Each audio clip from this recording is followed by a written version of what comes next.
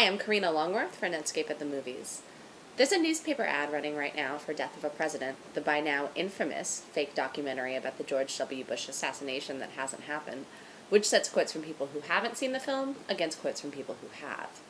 The people in the latter column are all journalists and film critics, and their quotes are generally positive, if in some cases suspiciously truncated. The people quoted who haven't seen the film are all in politics, and their quotes are generally negative. I think it's extraordinary that people like Hillary Clinton are prepared to condemn a film as sick and disgusting without having seen it. I mean, what hope does that give us? That somebody is prepared to make that kind of judgment without having seen a film. I mean, I think that the irony is that actually one of the themes the film touches on is a rushed judgment, and that's exactly what we saw when it was announced that I'd made this film. If you pay attention to what people who haven't seen the film are actually saying, they're a lot more passionate than people who have seen the film. This is because, though Death of a President is undoubtedly based on an inflammatory concept, in execution, it's just not very provocative. It's also not very entertaining.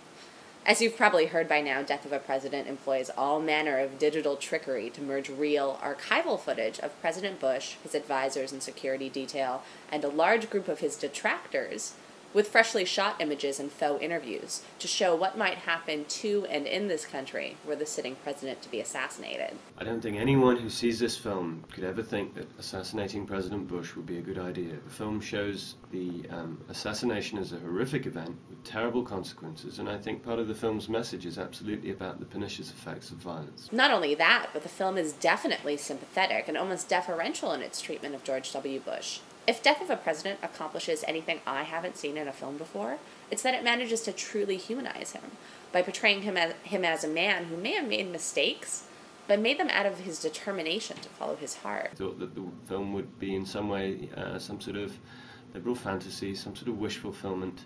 They thought that the film would be somehow cheering the assassination of President Bush, and it does none of those things. When this fictional Bush decides to shake hands along a rope line hours after violent protesters have breached the security surrounding his motorcade, it's portrayed not as a foolish move, but as the actions of a president who is honestly compelled to connect with his people. Somehow the film manages to turn Bush into a misunderstood hero, and his death, as seen through the eyes of his supporters and set in relief against the petulant protesters, feels legitimately tragic.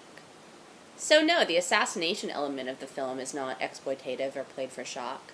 The most vulgar thing about it is that real footage of Dick Cheney's eulogy at Ronald Reagan's funeral is recycled here, with George W. Bush's name pasted over in Pro Tools. But the assassination is also not really what this movie is about. It happens about 20 minutes in, and the rest of the film is less about Bush than about the consequences to the homeland of increased homeland security.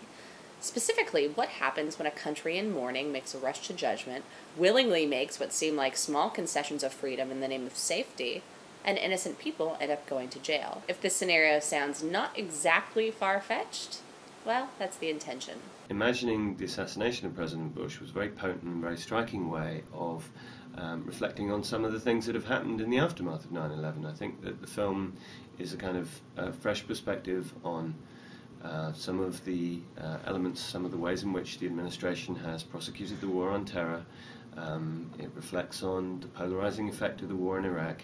I think that the film does describe some of the divisions. I think the film is set in Chicago, and part of the choice, part of the reason behind that choice was that I think historians would point to some of those images from the Democratic National Convention in '68 as being, a sort of quite an important moment in the sense that it was from that point that there was a real awareness of how divisive the war in Vietnam was.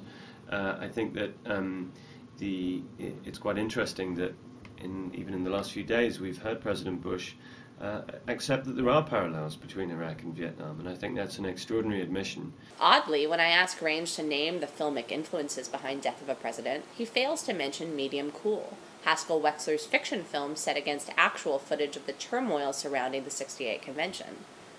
In fact, he fails to mention anything at all. I think the film... I don't know, actually. I don't really have a good answer to that question. I should think of one, I'm sorry. Instead, he reiterates that this project is about spinning fiction out of fact. I mean, the film draws as an influence on, in part, the Reagan shooting, in part, the Kennedy. I mean, the film draws on a whole variety of different scenarios, really.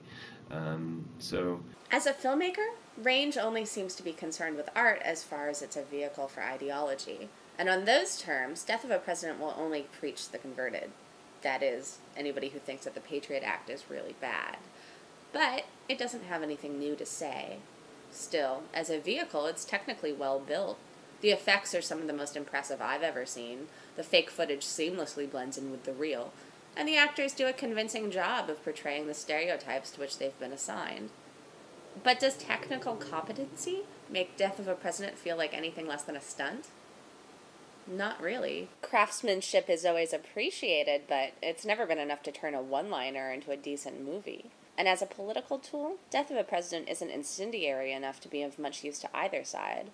Liberals won't like how sympathetic it is to Bush, and conservatives won't like what it has to say about the Patriot Act or Dick Cheney.